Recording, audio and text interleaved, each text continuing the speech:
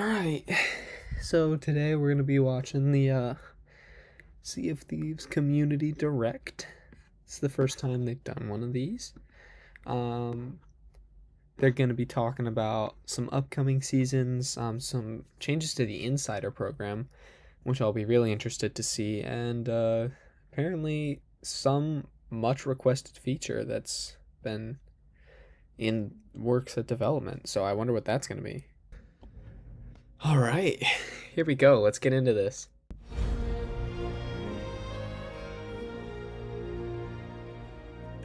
Hello and welcome to the Sea of Thieves Community Direct. Thanks. I'm John McMurtry, Head of Video Production here at Rare, and I'll be your host Hi, John. today as we delve into some exciting changes coming to Sea of Thieves. Cool. We'll be discussing a variety of topics, including some new changes to how we're approaching seasons, how Oh, we're they're addressing changing it. your concerns around game health and performance, the new ways in which we'll be making it easier for all of you to be more involved with feedback, as well as revealing an incredibly exciting feature that'll usher in a new era of creative play and storytelling. Oh, But before we What delve is into it? the good stuff, I wanna let's know. introduce the fine folks Bro. who actually know what they're talking about. We've got Head hey, of Community guys. and Comms, Christina McFairholm. Hello, Associate Christina. Design Director, Shelley Preston. Hi, Shelley. Creative Director, Mike Chapman. And Hi, Mike. Production Director, Drew Stevens. Drew Stevens, my I can goat. see you're all raring to go, so let's just get straight into it, shall we? Let's have a look back. So obviously there's been a lot added to Sea of Thieves in the last 12 months. That's ranging There from seasons 13 has, to 16. yet I So still feel how would you kind of say empty the about features it. that we added to those seasons have enriched and enhanced the overall Sea of Thieves experience? And I'll go to you, Mike, first of all. I do want to hear what they say about this.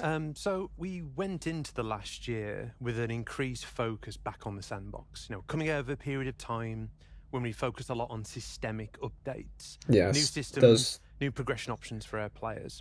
So the last year has very much been about enhancing the sandbox. So season 13 kicked off almost a year This ago. was a great That season. added the Burning Blade. I So loved Captain season Flameheart's 13. big move since he was resurrected. The Burning Blade, this warship, 10 cannons, the Ashen Roar on the front, the skeleton camps. Then into season 14, we added these new stealth features, so the ability to crouch, and we added the blowpipe. This is also a fun disguises, the update. fun little features like being able to Not disguise necessarily what I yourself as asked well and for, hide yourself in the world. but I mean, crouching Season was 15, well we obviously needed. focused on the Hunter's Call, adding emissary play, expanding progression. This the one, Megalodons that honestly, we added, also not and bad. then in These were more all great recently, in updates, season 16, honestly. we focus on Reaper's play. So our goal has been to add more ingredients to the sandbox, new combinations of mechanics, new weapons. So each time you play, your session can play out differently, alongside, I guess, new on-demand voyages, new on-demand features like playing as an emissary, as part of the Hunter's Call and enriching emissary play with the Reaper's Bone. I understand, Why but do you think that was an also important focus during that 12-month period? Well, I think it's interesting. We'll get into this later today. I think after focusing on a lot of system-based features, we definitely felt, and we heard it in the community, that the sandbox was feeling a little bit stale. The sandbox yes, wasn't changing. yes, exactly. No, So we oh my really gosh, wanted to they focus listen. recent seasons Guys, they listen. on adding new mechanics, adding new ingredients that keep the sandbox fresh, and that's really important for us because when you head out there, Rare on watches the my waves, videos, when you're doing the confirmed. voyage, when you're just exploring, there needs to be more possibilities. Those special Sea of Thieves sessions that you have where things come together and they play differently each time. So keeping the sandbox fresh is really important to us, which is why we've taken that approach over the last year. And part of keeping the game fresh in general is not just things like adding new features and seasons. Obviously, we've got things like live events as well. So I'll look to both Christina and Shelley here. So what kind of sort of live events have we experimented with over the last 12 months? We've done quite a few. I think obviously one of the super popular events has been the community weekends that you've been Of involved course, we with. love community weekend. They've started out as a day, and then I think over the course of last year they've evolved into being more of a weekend. We've also touched on like a variety of different events. We've really been trying out lots of things to kind of see what players enjoy, see what they don't enjoy, and really learnt a lot over the past year. Yeah, I think one of the big bits of feedback we had is actually that players miss that kind of cosmetic reward for their participation. So we've kind of reintroduced that after kind of trialling some events where we didn't include it. Yeah. So we're in a really good place with our live event schedule now. I know what's coming up. I think we might talk about it a little bit later. Yeah, a little bit later. But yeah, our community weekends still are going strong. One day I'll convince you all to do a week. Good. Community week would be hype. But they seem to be I would play every day. We still seem to kind of evolve the kind of feature set of that, and then it's really complementary with some of the amazing work from our events team that are building things like Fight Night and some of the other bits Fight nights are fun. Talk about a little bit later. I think it just, like, there's such a wealth of things that feel like they have that opportunity to be taken and have a twist and a spin and become something that doesn't feel like it would be a permanent addition to the sandbox, but a twist that we could do as a temporary thing that would some really of those are change fun. The gameplay that feels great. The as a Dark live Fortresses, event. as Hopefully we'll kind of talk more about that later, about how we're kind of evolving that approach. broken as they were a a lot of fun, actually. I enjoyed those. And obviously, I'd love to see more of that. As looking at how we can improve the sandbox over the last 12 months, one of the things that we wanted to sort of try and improve was our approach to how we talk to our players and how we keep them in the loop with what we're doing. And, you know, part of that was things like bringing back the dev update with you, Drew. How do you think that We love Drew. change in communication Love worked Drew. out so far? I think it's been great. I think it's given us an opportunity to, I think, just be more open and transparent with challenges that we're facing, lessons that we're learning as a team, almost what we're doing as part of it. And it allows us to go deeper than patch notes or deeper than the SOT news, to not just talk about what we're doing, but why we're doing it as well. So I think it's important. We love these It's dev unlocked updates. Our ability to almost just This is also be great more what they're doing open here. and I be like more this honest too. about the things that we're working on and why. So I think players respect that, and I think players deserve that level of transparency from where we are. We aren't on a stable footing. We've had challenges, and I think it's right for us to acknowledge that stuff. And I think the dev update's the right vehicle for talking about that kind of stuff. Yeah, it's obviously been great to be able to sort of give a bit more context to the things that we're doing. One of the examples, I suppose, that was part of that was the new enforcement policy. That was another thing you were able to add more context to. Christina, do you want to give a brief overview of what the changes we did there? Yeah, so we decided to be more lenient in a word, and we come from a place where Leniency? we've been live with our players for over 7 years, so that could take someone from aged 15, where they might be making certain decisions, to being, you know, a fully fledged adult at 22, approaching 23. And we kind of had a moment where we said, is this working for us as it needs to?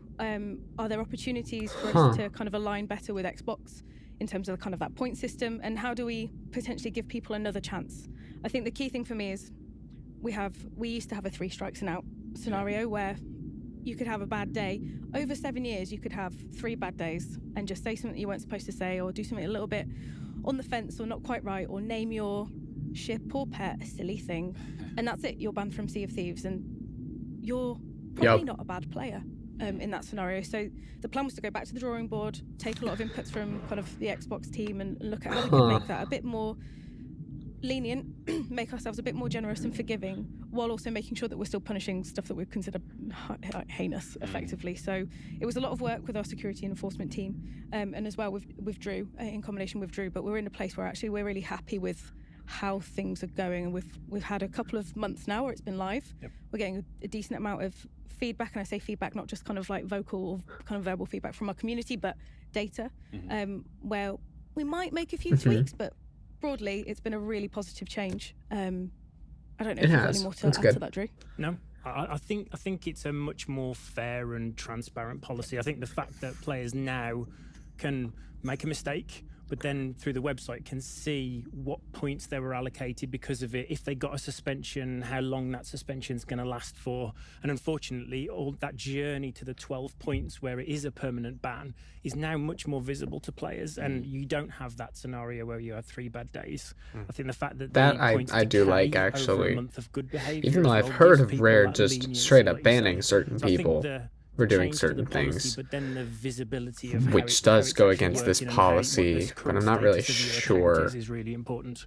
But I think we've also talked I'll do my about research. the opportunity to provide second chances to some players, knowing that this policy's changed and it's now a much more fair policy. And we kind of talked about it. We're not in a place yet where we've locked in the specifics of that policy, but it is something that we're committed on doing. And we're trying to work out the tooling to make sure that we've got all of the data around all of the last 7 or 8 years of decisions that we've made. But I think that goes part and parcel with a new policy that's much more fairer. There's the studio in the I back. feel like the Pirate Lord would give people second chances. We can use that to stealth in that. But it's a great. I didn't even realize that. You know, you made a few bad decisions 7 years ago. Should you be locked out of Sea of Thieves forever, or do you deserve a second chance? And I think most reasonable people, if you ask them that question, would go, "We'll give you another go." But it's who that is, how we do that. Do you come back in with like 11 points just to be like, look, you're on your final warning, on the edge. That's it. But there's a loads of kind of the minutiae we need to do. We do need to work that out. But there is certainly a kind of a willingness and a conversation about making that happen. So it feels much fairer as well, like giving people a route back, like you've said, having that visibility, but also for the worst cases, the type of people that absolutely outright should be banned, that protection is still there. It's good. Cool. So obviously that's a positive that we've added to the game. I know there's been lots of great features we've added over seasons as well, but I think it's fair to say that in the last 12 months there's been a few moments where we've maybe missed the mark. Yeah, hey, I like that they're owning that. How would you say we've handled those moments, Drew? I think it's fair to say that we've felt like we're always on the back foot. I think with a lot of areas we felt we're a little bit slow to react. We don't have the necessary resource or team structure to allow us to jump straight back and to start to address some of those things that we're seeing, whether it's around quality control and shipping features at a place that we're just not quite happy with, to game performance, like slowly being in a place where we're adding new features to the game, but performance over time is degrading. Through to game security, like I feel like we were too slow to react as cheating started to build in the PC community. And there's a couple of areas around that, even just long-standing bugs and our ability to go and address that stuff alongside features. I think if I summarize it, it is that almost we're on the back foot. And I want to get us into a place where we've got teams in place, we've got structures in place, where we can just be a bit more reactive and then get into a place where we're proactive. We're actually shipping features I would love that. and the performance of them, so we feel more comfortable as a team when we're shipping updates. Yeah, I mean, it's obviously a huge focus for us now, this issue of game health and performance. Another part as well, Christina, has been about listening to the community and getting their feedback. Like, what have we done there, or maybe where have we maybe missed the mark there? I think we have struggled with probably consistency in terms of making sure we're listening. So to the team's credit, season 15 absolutely shipped remarkably well. There were perf improvements. Players were loving the content, and then 100%. We came off the back foot and then ended up on the back foot with kind of subsequent releases, which I think was really frustrating. So we're doing our best to listen as well absolutely. As we can. We are tightening our processes around how folks report and how they can report kind of not just what you would call kind of like incidents or incident-worthy things, but just things like making sure we've got timestamps for investigating, say, partners' issues with performance, etc. So the Guardians of Fortune team can go, more on them later, can go dig into something and go, okay, well, we've isolated the reason for that. So we are building a set of more robust systems to take more inputs from our players, whether they be partners, whether they be affiliate alliance, whether they be just a regular player who has had a poor experience. And there's some stuff in the works which I'll touch on a little bit later, but we are planning on not just that reactive stuff, but as you've kind of touched on, that proactive piece, which is how do we listen earlier, listen better, be more transparent, and then actually bring that into our development processes, which is something I'll touch on a little later. Cool. So if we look ahead to what the next year is for Sea of Thieves, I'll go to each of you on this, and I'll go to you first, Mike. What would you say the areas that you want to focus on are? Like, where is the focus for Sea of This will be Thieves? good. It's interesting just hearing Drew and Christina talk there. I think when you think about the experiences that we've offered in Sea of Thieves, particularly over the last year, there's a theme that runs through it as well, in terms of we're always moving forward and we're not always listening to what their community is saying. And I think that applies to seasons where we've been so focused on adding new things. We've often fallen into the trap of leaving what's there behind. And that's how we ended up in a situation where the sandbox was feeling quite stale in the first place. So I think when we listen to our community today, and we look at where Sea of Thieves is now over 7 years in, you know, some things are undoubtedly true. Like, lots of our community love the idea of ongoing world building, like really having a Right. sense of the world moving forwards. You know, what is for Captain Flameheart's next move? What's going to happen Yes. next with the Burning Yes. Blade? Please. Captaincy going to get expanded? How does that tie into the lore of Athena's fortune? Oh my Like, gosh. that's a key part I of need the that. game that, and I guess it goes back to the point about consistency. We've been pretty inconsistent with. Like, in the past, we've added tall You tales, have. we've added adventures, we've added unfolding narratives with our characters. Sometimes that has progressed, sometimes it's stalled as we focused on game features. But as a Wow. Oh my thread of gosh, the this is game that we want exactly to what keep I'm like asking for. expanding, we think about that a lot as something that we want to do a lot more consistently. There's also the role of how seasons fit into that, having a balance of adding new things, but also having that time and that flexibility to go to the things that we've added previously. And then to back up what Christina said, it's striking that balance between doing the things that we believe are right for the vision of the game, but actually listening intently to what our community are asking for. Yeah. So as we look ahead Thank to the you. next year, like alongside a focus on game health and a focus on, you know, listening to the community, I think that's how we're thinking about continuing to service the game. And I love that so Shelley, I'll much. come to you. Like, same sort of question. Like, what do you think the priorities? What's the focus for Sea of Thieves? Well, very much as Mike said, obviously we've still got that focus on game health and stability, but from a gameplay point of view, the focus is very much on taking these platforms that we've got. So we've spent such a long time investing in the content of Sea of Thieves and platforms like Captaincy, Hourglass, Guilds, these huge platforms that we've kind of built but not been able to go back and expand. And I think for us, part of the priority is being able to go back and not necessarily do 9 to 12 months of deep development on one area, but be able to do kind of smaller things that update and invigorate those platforms throughout the season. So I like rather that. than a season necessarily being wholly focused on one thing, a season can actually be updating the game in several areas. And Christina, same question to you Okay. then. Like, if we're thinking about the focus for our community and how we want to involve them, like, what's your focus for the next 12 months? The plan is really to build more channels and more inputs for our players to give us feedback in a number of different ways, whether it be Yes. kind of survey, long I form, love or with this. more dialogue about features that are upcoming. So I think really it's about continuing with the transparency that we've been kind of leading with dev updates, state of plays, etc. around our releases, but then also kind of more proactively looking to listen in a more focused way. And so, Drew, obviously, you touched on this a little bit earlier, but where do you see your core priorities for the next 12 months of Sea of Thieves? So I think it's finding balance. So I think I'm interested to see seasons have interested always in what for Drew us says. been that headline moment. It's always pulled all of our focus, all of our attention to crafting that experience at the start of the season.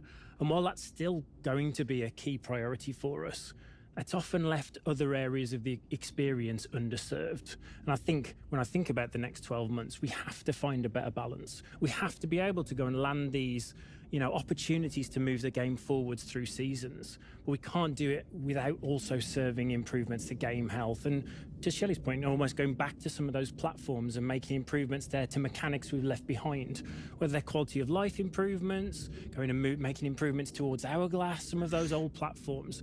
I think Seasons is now going to be part of another set of improvements that we just want to continue growing Sea of Thieves over time. Oh, I love So that. what do we need to change in order to make those changes that you're talking about? So when we think about team structure for the next 12 months, I've talked previously about a game health team. Yeah. That game health team has got, they're the Guardians of Fortune. Give them a snazzy name. That team spun up probably I love over that. a year ago now, and it started as a small team. And I've used the dev update videos to share some of their early areas of focus, which was very much in the exploit and security and performance space. They're now Which getting was to helpful. a decent enough size where they can not only start making those almost addressing some long-standing bugs in the experience, but they're getting quite a large team now that we can almost carve a little bit of a line down the middle. We want to structure that game health team with part of the team continuing what they're doing right now, tackle those exploits, keep on top of performance, address some of the long-standing bugs in the Absolutely. experience.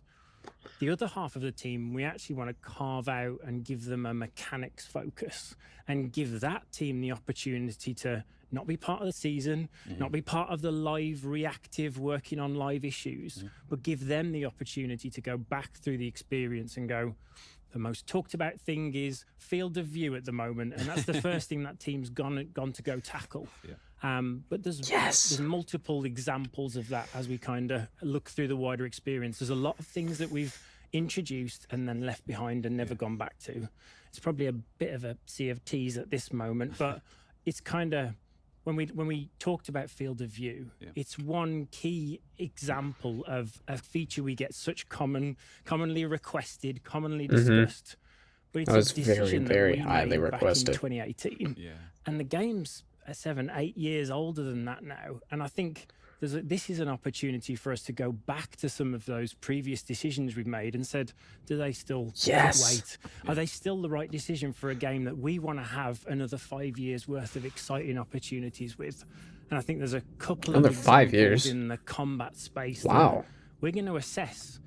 Are the decisions that we've made in the recent history and maybe some that's longer kind of term, big. I would have. Is there an opportunity to make know that the more 10-year of a lifespan smoother experience and take out some of that? Looks like they're trying to go. Like when we move from field of view, this is just the start. Looks like they're trying to go There's a further. load of other areas we want to go and touch on. Just the start, I love it.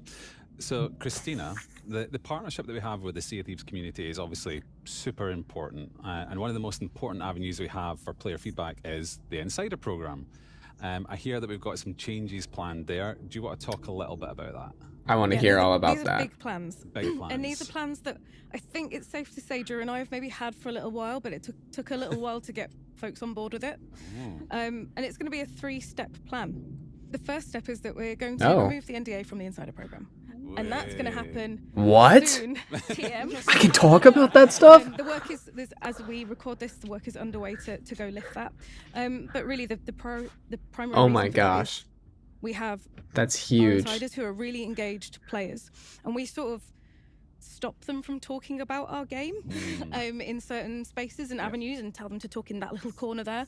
And that doesn't feel like the That best is or most so transparent way to do huge. things. And that might have been fine for us 5 Absolutely. years ago when we were looking at developing a pirate's life or other kind of big feature, kind of big ticket stuff. But actually for now, it's not the most efficient way of getting feedback. It doesn't necessarily touch a Absolutely. broad surface of players. So step 1 is to remove the Insider program NDA, which is big, and that's, as I say, happening really soon.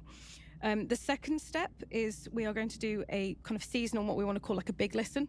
So it's a survey that will go out to insiders every season, and we will quiz them on their experience. And there'll be some stuff that will be related to their seasonal experience with the season that's just passed, but there'll be some stuff that will be kind of the same or of the same tone kind of every season, so we understand where frustration and where sentiments around performance So are the kind of NDA ebbing and being flowing, lifted is peaking and huge. troughing. I'm So still on that that. gives us a kind of a more consistent read season to season on I'm excited where we to are and where talk our about some of that opportunities stuff. lie as well.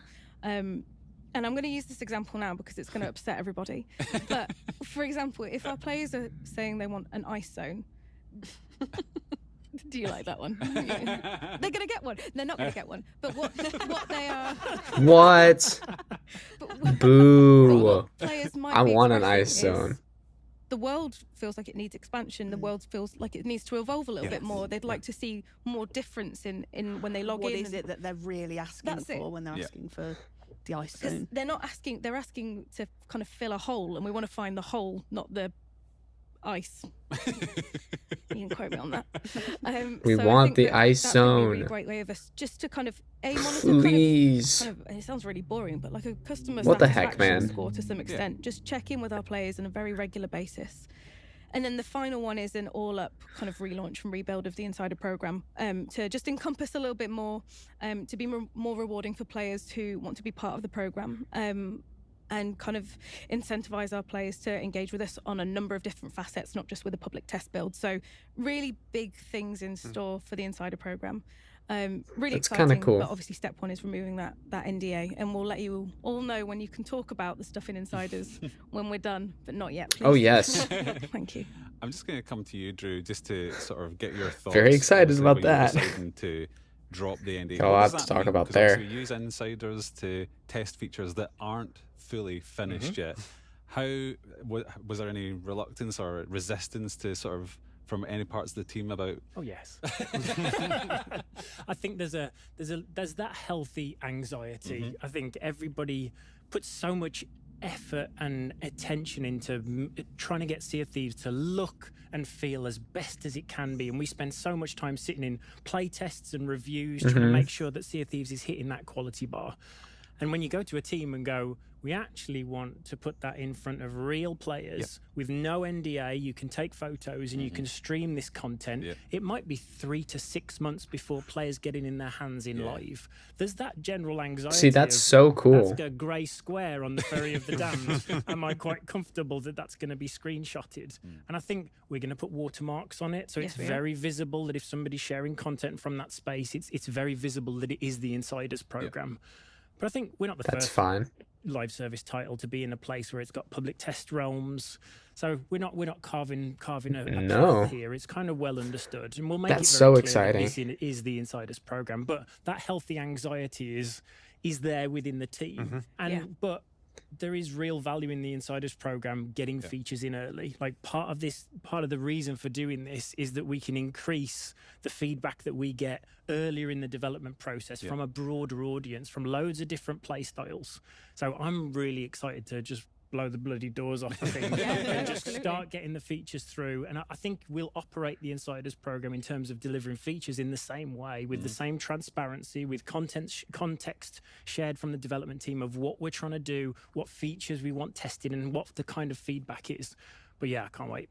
It is super exciting. It is almost That's so exciting. of having that close relationship with the community that we've always tried to foster. But I think we also get the reticence from the team. I think a lot of what drives all of us is the crafting of an experience that someone gets to experience on day one for the first time. But players who want to have that closer look to the development process will get that, and will get that feedback at hopefully an even bigger scale. That's so much exciting. earlier. So yeah, it's a big exciting step for us. Just to touch on that, it has been a bit of a safety net for us, because if I can think of like maybe a few features I can count on one hand where we've introduced it, our insiders have gone, no, and we're like, cool, we never have to talk about that ever again. But here, those kind of like explorations are going to be a lot more public. Truth. But really interestingly, are going to hit a broader section of players. So maybe decisions that we made 5 years ago via the Insider program change or evolve because of the amount of people who are now talking back at us via that channel. So I think it's actually going to change probably the nature and shape of a lot of the feedback we get for the better, and for the majority of our player base, rather than kind of a set of people who we love but have cared enough to go down a particular channel rather than have ever stumbled across something. So yeah, bit exciting times, but it is a bit scary to like lose a safety net. Yeah. But it's going to be worth it. Ooh, wow. I do. That's a big move. I do think there's a real theme running through all of these areas that we're talking about. We talk about game features, we talk about seasons, our relationship with the community, how we prioritise game health and feature development. There's a theme here around us needing to be more dynamic, to be more agile, to be more open to what the community is saying. Absolutely. And I think we've, speak for both of us, I do think we've fallen into that trap of just adding to the game rather than what Sea of Thieves really is, which is a living, breathing experience. Like there's Sea of Thieves today, and that's the only thing that matters. Doesn't matter what we did a year ago, doesn't matter what we did 5 years ago. It's Sea of Thieves as an experience today, and ensuring that experience caters to different motivations. Players who are playing it today feel like we're listening to them and responding to their requests. I think it's prompted us to think differently about that relationship and how we structure the team to go action the things that are important. So I do think I think what we're talking about today is a bit of a level up for all of the various aspects of the team and how we see live service in 2025 and beyond. And alongside that, where we want to take the game, I think that's important as well. Well, let's focus in on that approach a little bit then, and focus in on seasons and specifically. So season launches, since we've been doing, have been our sort of tentpole moments for Sea of Thieves. What have we learnt from the way we've been doing seasons previously, and how is that now going to inform where we take seasons in the future? Well, I think with seasons previously, and as our players will know, we've tried and we've delivered them in so many different ways. But I think ordinarily we focus in on a very small set of player motivations. And it might mean that one season has a real sandbox focus. Another season has a focus on a very particular system or a very particular way of play.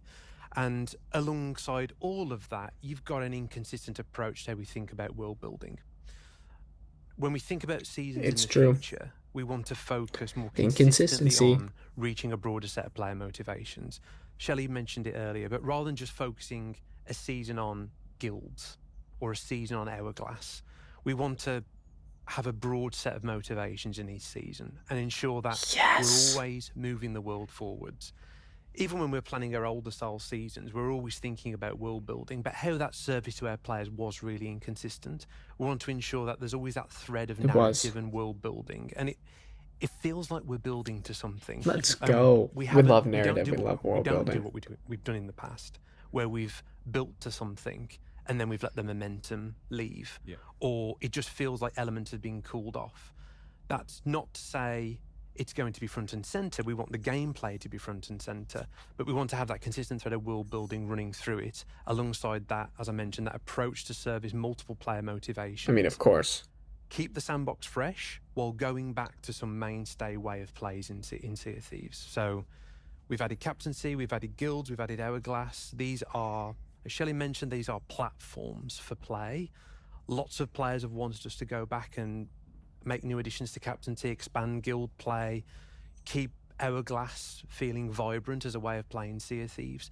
This seasonal approach allows us to ensure that we're adding new things. That's good. While critically going back to things we've added previously and ensuring that we're still getting value from them and teasing out new value from them. So with that in mind then, when do you think, will we see that from season 17 onwards, or is that something that's coming later down the line? So that change will come with season 17. So players who saw the showcase reveal, that's saw good. the focus on the smugglers. So the smugglers are very much a new element coming to Sea of Thieves, but it's on really reinvigorating the sandbox. That is what the focus is on. And the first month of season 17 focuses on multiple areas that change the way you'll approach the sandbox. So we've got the smugglers themselves, we've got hideouts added across the Sea of Thieves, we've got new smugglers rules that's cool. that reward you for ferrying quite dangerous cargo, the new black powder barrels across the Sea of Thieves. But it's not just that one element, it's also changing the value of shipwrecks in the world. So shipwrecks are also carrying smuggler cargo. They're higher payer, but maybe they're rarer than they were before. You've got the fact that the skeleton ships are going to be carrying that same smuggler cargo, so they become a reinvigorated threat, but also you might want to board and steal their cargo off them. We've also got the return of the That's Reaper's also rowboat. cool. It's a bit of a community favourite. So the Reaper's rowboat coming back into the sandbox. The Reaper's rowboat. Month 1 in this new seasonal rollout, 17 onwards, season 17 onwards, is reinvigorating the sandbox, like stirring the pot in that first month. That's kind of exciting. Motivations that keep that play fresh. Month 2, we want to focus on having an expanded approach to live events. So over the last year, the community have seen us experiment with different types of live events. And we see the appeal of live events as a way to craft this moment in time. And we can do things in live events that we can't do with mainstay content that stays around forever. You can change the balance, you can have large payouts, you can really bring the community together around these choke points and these ways of play. So in month 2, that's why we love live experience events. this heist experience where there's a heist of one of the fortresses in the world, the Royal Crest Fortress. So bringing the community together to kind of battle over one of these awesome Seafort locations. And then in that's month cool. 3, we want to go back to one of our most beloved activities in the game. The Skeleton Forts as a world event are, a beloved activity. They're Yay! Now, with Flameheart being back in the world, these new Skeleton Forts are themed more specifically around the Reapers. And we're going to be adding mechanics that reflect all the additions that we've made over the last 7 years. So we're going to be adding traps to these forts. We're changing the loot pool, so the potential for rewards on there. And you'll be able to get the new Okay, powder that's barrel cool. that we've added on this fort. But there's also the chance that while you're on one of these experiences, that you'll get interrupted by the Dark Brethren. So the Dark Brethren will attack with their ghosts, and you'll simultaneously be Wait. repelling not only the skeletons on the fort, but also repelling these Dark Brethren phantoms. So That's your role awesome. switches from attacking the fort to defending the fort against the Dark Brethren. I So love this that. collection of new elements that hopefully will reinvigorate skeleton forts in the ice. I love that so much. That approach of sandbox focus in month 1. That is cool. That is so cool. Reinvigorated live event, kind of a new focus, a moment in time for players in the second month. I'm And then very, a call very to okay with action that. in the third month with, in 17's example, the skeleton forts. That's effectively the rollout that we want to continue. That's going to be beyond, exciting. including that increased focus on Skeleton world forts building, being moving the world relevant in forward. It's all 2026? underpinned by the world building elements as well. So everything That's interrelates. big. And for the players who really love and care I'm about assuming the it'll world be building, mostly there is a 2026. bit more story and narrative to uncover behind perhaps the Smugglers League and the events of why they're now in the Sea of Thieves. But as I Mike hope said earlier, so. we're really thinking about the gameplay front and center, and the narrative is there for players, and it does make the world more cohesive and make sense. But it isn't something that feels like you can miss out on, and then you feel behind on a future season. It's something that's there for you to pick up as and when you're ready throughout the season. Gotcha. And even just picking up on that point there, players missing out. When we're thinking about this new approach to live events and upgrading them, even though we believe there's gameplay benefits to having them in this moment in time that really become the focus of the community, once they're gone, that's not to say they're gone forever. We're quite excited by the prospect of us expanding this Right. live event toolkit, so these events can come back. So the live event that we're focusing on in season 17, like that will come back. It might get upgraded over time, but that will be in that rotation. So there's not this one-time only opportunity to get involved. Like, we want this moment in time, but there's always that chance that it will come back, and it absolutely will. So, Shelley, why do you think this new revised approach to season is the right choice then? Alongside obviously everything we've talked about the fact that it gives us this ability to return to platforms and how engaging and exciting we think the opportunity is, it also just structurally it gives players something to look forward to every month of the season rather than perhaps a big drop at the start of the season. Yeah. Of course, There's a reason to come back every month with a completely different type of experience as well. Obviously, that sandbox refresh in month 1, that live event in month 2, and then that call to action in month 3. And on top of that as well, we're also looking to add in more predictable timing for things like Community Weekend, which will always land in the first month of a season. So in month 1 of season 17, you'll get a Community Weekend. And then in month 3, there will always be a Golden Glory, because we know players have previously said that they like to be able to plan around that or to know when it's coming, and it can be a little bit unpredictable, and it gives you that ability to maybe catch up at the end of the season if you haven't perhaps had time to play during the first part of the season. So giving players that kind of regular structure and knowing what to expect, but also it's just something exciting each month to dive in. And that's obviously not just for season 17, that will be in every season. So season 17, 18 onwards, that structure will continue. So let's talk about that, since you just dropped 18 there. Like, Mike, do you want to tell us a little bit about what's going to be in 18 as well, season 18? So I think season 18 is a great example of an area of the game that we added, we still love, and we've not had the opportunity to go back to. So season 18 has Which a is? specific focus on the Devil's Roar as a location. We added a long time ago. Yes. It hasn't meaningfully changed since the time that we added. We've adjusted the balance. We've done some It cool has live events not. there. Obviously, some of the new gameplay that we've added over the years is possible there. But we loved the idea of making a season specifically about the Devil's Roar. But going back to that world building, That's point either as going to be well, so good it or so builds just on terrible. aspects of the world building that players have picked up on, but we haven't gone deep into yet. So in season 16, that's live at the moment. Okay. There's this idea that you are digging up these ancient sarcophagi, and they've got these mysterious skeletons inside with a widow's mark on their skull. And season 18 explores this more deeply through the Devil's Roar. So this is the idea of the Dark Ancients.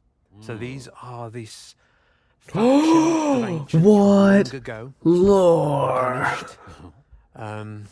They were imprisoned, and they are Okay. closely related to the Devil's Roar. So players will be able to explore the Devil's Roar. They will encounter these dark ancient threats, and there'll be hidden shrines they can discover as part of these adventures. Oh. So a real focus on the Devil's Roar, but Wow. through that, also reinvigorating emissary play. So some of the gameplay with the Dark Ancients links to That's emissary huge. play. So That's absolutely trying to huge. thread that line between adding some new elements, moving the world forward, Thank but you. then going back to beloved parts of the game and just breathing new life into them. So we're pretty excited about I mean, that all sounds incredible, but I just want I'm season gonna 18. Go back to something that you actually mentioned earlier, Drew, which is how do we do this?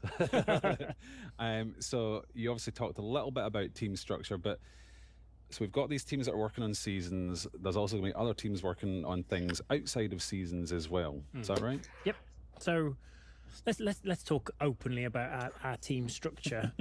We've got a season team that are responsible for all of our seasons now. They are the Shroud Breakers. So that's the team that's taking on the mantle of delivering season 17 and then moving on to 18 and 19. So we've got a season team that are working across those, refreshing the sandbox, the live events, and those call to actions, the refreshing the experience. So we've got a season team. And then we've got the Guardians of Fortunes team. They're our game health team. Like I said, we've kind of drawn a little bit of a line down the middle, and we've got the team focusing on the core experience, long-standing bugs, exploits, and performance. Then the other half of the team starting to dig into those mechanics improvements. So at the game health team, we've got a small team operating the Pirate Emporium, and then we've got two teams alongside that. We've got the Captains of Adventure, and we'll talk a little bit about what the Captains of Adventure are up to. And then we've got the Gold Hoarders, which have been working for a little bit of time on something very exciting.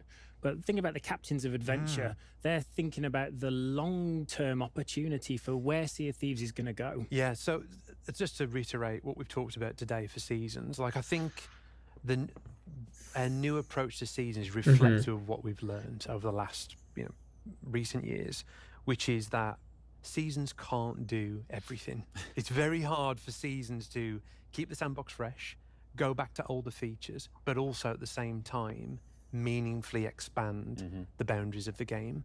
So as Drew mentioned there, this new structure allows us to have a team dedicated to that. So outside of just seasons, aim to keep the sandbox fresh, have those upgraded live events, have the call to action that in the third month, we have this team dedicated to expanding the boundaries of the game. So just think about what Sea of Thieves is at the highest level, and we see all the community requests and feedback around the kind of content that they want.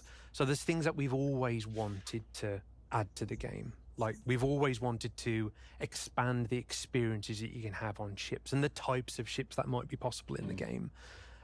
There's also a types of desire ships that dropped. we feel too, to give the community new world experiences, to expand what it means to be a legend in the Sea of Thieves, to explore, community storytelling that we've dipped our toe in the water in the past, but we've never gone deep into it.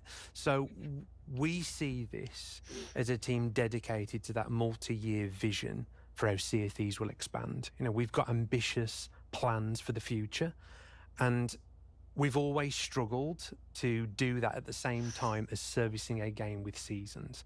So this split allows us to do both in parallel. We've got nothing to announce specifically yet. We're very excited about it, but it is very much that multi-year vision that we want to expand Sea of Thieves.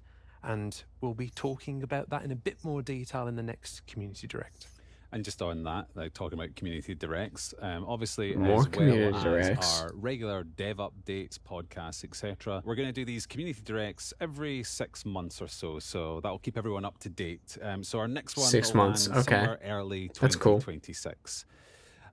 So as well as working That's on kinda cool. seasons and the features that we've just mentioned there, we're also working on a feature that's actually a much requested community feature: custom servers. Now, some people might have an idea what that means. Custom What are servers? Custom servers in Sea of Thieves. Christina, I'll go to you. So Are you for custom service real? right now, it's a very rudimentary alpha version out in our retail environment at the minute, which only a handful of Oh people have access my to. gosh. But even that handful of people have been able to do amazing things, put on amazing competitions or experiences with no switches, toggles, settings whatsoever. They just are able to fill a server. So the custom server tech that's in development now is placing a lot more power into our players' hands and gives them some switches and some toggles to be able to curate that experience and What? kind of give them the world of Sea of Thieves at their fingertips. So I think Shelley can talk a little bit more about that. Yeah, it very much is exactly as you said. It's Sea of Thieves Custom at your fingertips. servers. So it's in custom seas. You'll have a series of settings and toggles and switches that allow you to curate the Sea of Thieves sandbox as it exists, but in your way. So you can set up the ships that you want in there, the crews on that. You can completely break the current crew limits. If you want to have 16 people on a sloop, you can go for it. And you can, do That's all so the expected fun. things, like you can spawn whatever treasure items that you want. You can go into whatever experience you want. You can turn the Kraken off. You can turn the storm off. You can curate the world your way and create and have your own experiences. And that's one part of That's so Custom Seas. cool. But then alongside that as well, you also have access to a cinematic camera. So based on the tooling that our very own video team have been using, you have access to that as well. Yes. So you can create those beautiful shots. And that combined with the tools and things that you can, set the time of day as you want it, you can really curate those shots as you want them.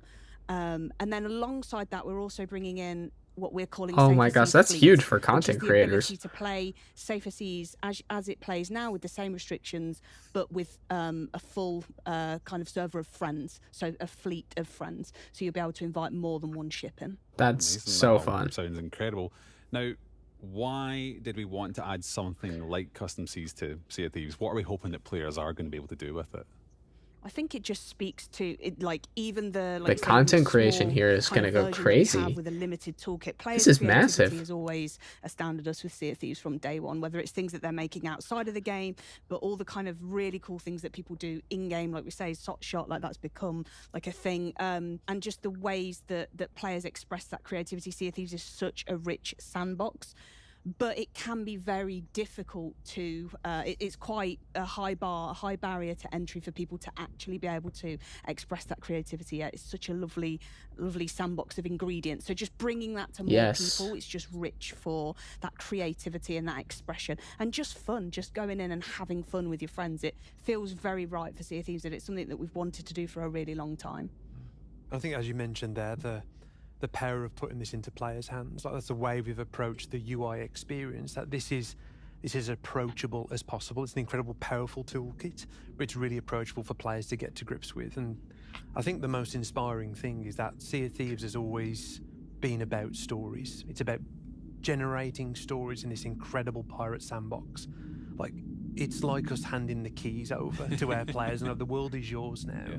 You get to go set things up how you like, create your stories. Oh my gosh.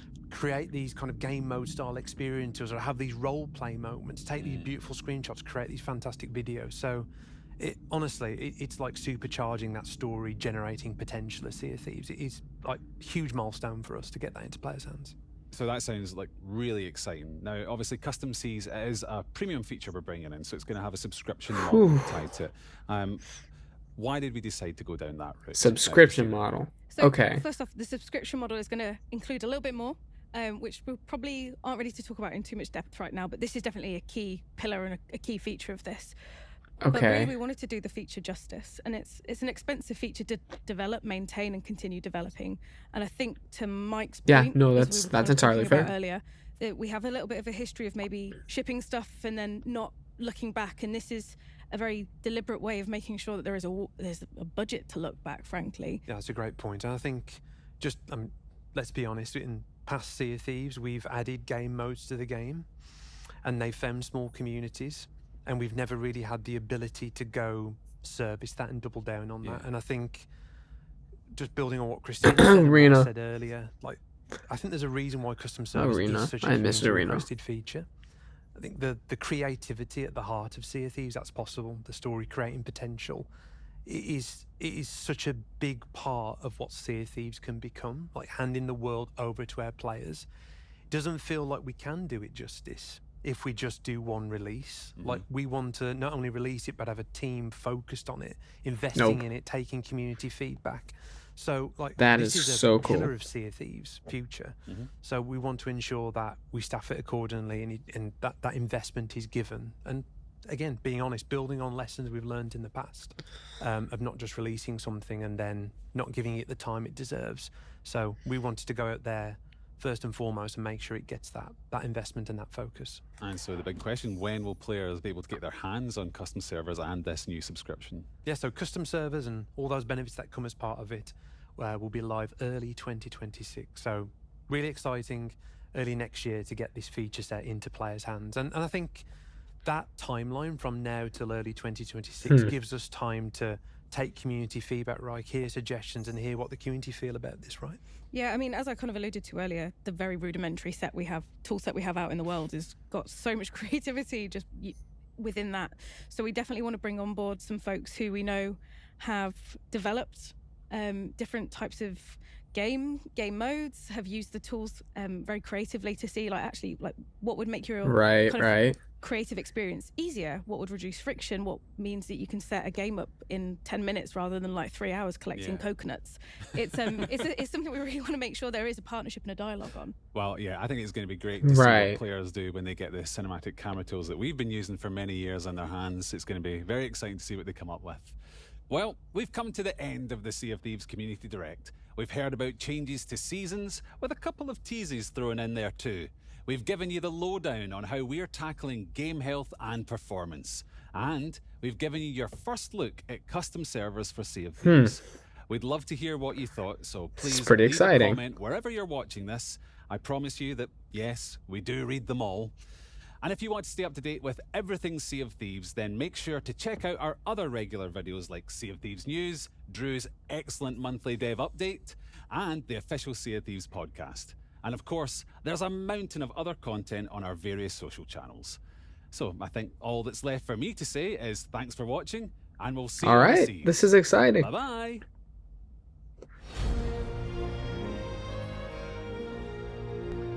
All right. Wow.